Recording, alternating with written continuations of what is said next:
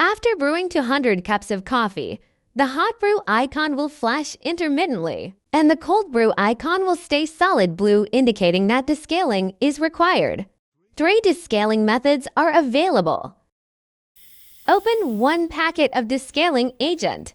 Empty 1 sachet into 12 liters of kettles. Stir to dissolve. Leave to stand for 5 minutes.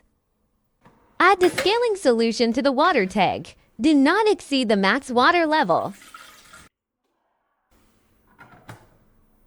Then press and hold the hot brew button for a few seconds to enter descaling mode. Once descaling is completed, the coffee maker will return to standby mode. Next, empty the tank, refill it with clean water, and repeat the descaling process once to thoroughly clean the internal pipes.